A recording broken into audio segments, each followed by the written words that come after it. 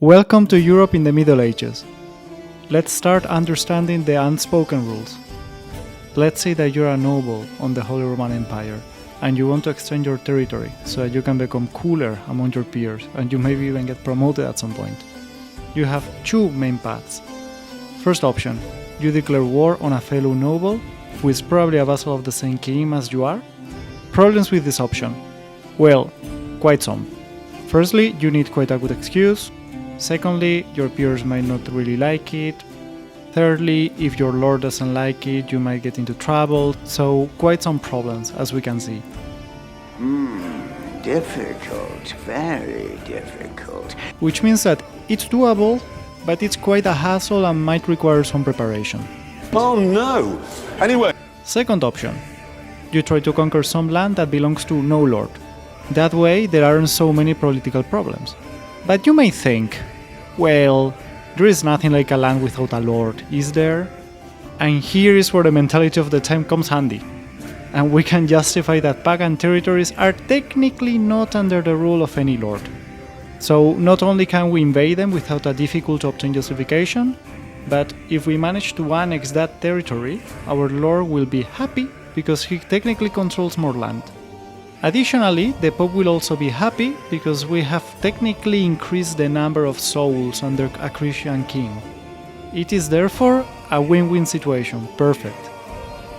What? I see this as an absolute win. Let's see this in action with Pomerania. The territory, not the dog. We first send some missionaries. Part of the population is converted, and the local rulers see some benefits about converting to Christianism. Some of you may die, but it's a sacrifice I am willing to make. For example, they get to stop being raided, you get some traders and artisans who will improve your local economy, and you just have to declare yourself someone's vassal. First Denmark, and then the Holy Roman Empire. You then change your local rules and adapt them to the rules of the nearby Christian kingdoms, and done! Christendom has expanded, your lord is happy, so are your peers, as they have less chaotic neighbors, and you only had to give your religion and traditions away. Hashtag worth it. This process would become really popular, so popular that we have a name for it, Ostsiedlung. You know that something is important when it has a name. Spell that for me? Impossible. Let's now jump some years forward to the beginning of the 13th century. As you can see in the map, the previous approach worked, and we now have more defined political entities rather than random tribes. But there was an area that was resisting to the conversion to Christianity, the Baltic tribes. Something like Asterix, but instead of the Roman Empire, they were opposing a myriad of Christian reigns with loose connections between them. You shall not pass! So the surrounding kingdoms eventually got tired, and they convinced the Pope to declare a series of crusades in this area, which began the Northern Crusades. I guess the idea was that brute force would succeed where diplomacy had failed. Now we see the violence inherent in the system. Shut up! Come and see the violence inherent in the system! With that said, let's meet the involved parties. On the one hand, the Estonian pagans or heathens. You can imagine the area being populated by some groups of tribes with a system of loose alliances. Are you corrupt? Oh, yes. They couldn't be technologically too far behind, but they simply lacked a political system that would connect them centrally. Which means that Christians didn't have leopards or any kind of specialized tank, they were simply better organized. Which means that each tribe would fight on their own without properly supporting the others. They were already involved in trading activities, and they had already defeated the Christian kingdoms in the past. So don't think about them as an inferior society, but just as one without a central political structure and non-Christian. The first of our Christian contenders will be Denmark. Well, we all know about Denmark. It was a country that after the Viking era had converted to Christianity. They were quite expansionist, as we could see with Pomerania, and they were interested in the Gulf of Finland, as it was a strategic location for the trade coming from eastern kingdoms, for example Novgorod in the current Russia. And lastly, the Livonian Order of the Sword, which would later be part of the Teutonic Order. This was a complex political organization which made sense back then, but it is quite hard to comprehend for us in our contemporary times.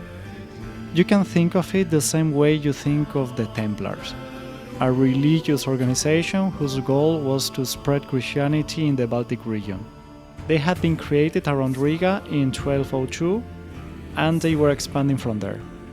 Out of this, it would be Denmark who would attack what is currently Tallinn in Estonia. In 1219, King Valdemar II of Denmark organized a large-scale crusade to Estonia, supported by papal approval. The Danes landed near Tallinn and fought against the Reval tribe. It is thought that due to this tribe, they would name the city in that area as Reval. Interesting. And this is the name the city had for most of its history until the 20th century, Reval. The Danes took the area and quickly constructed a wooden fortress on Topea Hill, a defensive position overlooking the surrounding area and the harbor.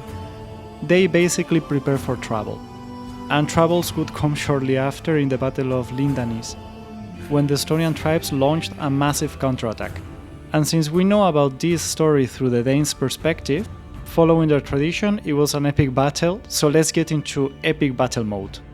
Get ready, everybody. He's about to do something stupid.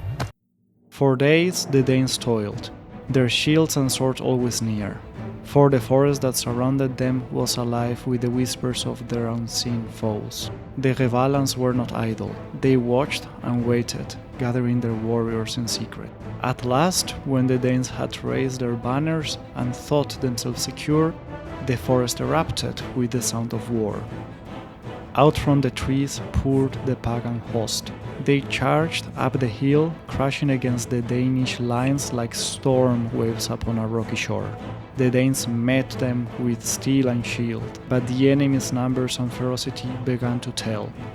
At the height of the carnage, when all seemed lost, the skies dark with clouds began to shift and open, and from the breach came a blazing light. The Danes looked up, and there, descending from the firmament, was a banner like no other, a cloth of red, emblazoned with a white cross. It was the Dannebrog, the flag of Denmark, sent by God in their darkest hour. The sight of this divine gift filled the Danes with renewed strength. The Danes rallied, they surged forward, pushing the Revalans back down the hill. One by one, the Revalan warriors broke and fled, retreating into the dark embrace of the forest.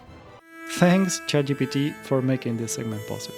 In a nutshell, the Danes expected an attack, so they fortified their position, and when it came, they defeated the local Reval tribe, consolidating their position. And we additionally have a cool story for the creation of a national flag, the oldest national flag. Not bad at all. And after the battle, the Danes solidified their control over the area by strengthening their fortifications on Topea Hill. Reval was integrated into Denmark's sphere of influence and became a key administrative and trade center. They were here to stay. Nevertheless, they were well aware that they couldn't do it all by themselves and that they would require the German support or collaboration. That is why they agreed on the borders with the Livonian Brothers of the Sword to effectively partition Estonia. There would always be tensions between them, even after the Teutonic Order absorbed the Livonian Order, because the latter wanted to dominate the entire Baltic, including Estonia. However, there were no wars between them, because they would manage to resolve their conflicts diplomatically and with pragmatic compromises. There was an additional reason why the Danes needed the Germans though. You see, in general, people don't like when some foreigners that speak strange languages come to your land and force you to be their subject and pay tributes to them. Understandable. We are talking about tribes, so the feudalism that was established in Europe was unknown to the Estonian tribes. This is the reason the Christian kingdoms would sponsor their locals to settle in newly conquered lands.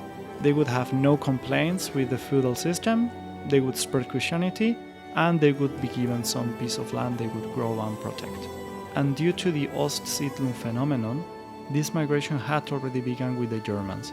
and it would further continue as there were many more Germans than Danes. The same would be true with the nobility. It was estimated that in the 14th century, 80% of the nobles in the Danish-controlled Estonia were Germans. In case you are wondering, this has been quite an established approach throughout history. The Greeks and Phoenicians had already practiced it, and an empire like Carthage would rise from it. And what would many Germans do in the newly founded city of Reval? They started trading and made Reval a prosperous city and the one we nowadays know. Although we now know it as Tallinn. Well, let's say that the famous medieval town will come from this era. But we will see that in a separate video. See you on the next one. As you might have realized, I've decided to change the format a bit and try to focus more on a specific event rather than trying to summarize the entire history of a place. In this case, I try to link the origins of Reval with the Northern Crusades, so that we can understand the situation at the time and the different dynamics. In the next one, we will talk about the Hanseatic League and how it shaped the city. Please remember to like the video if you liked it, and subscribe to the channel, as it helps a lot. Many thanks, and see you next time!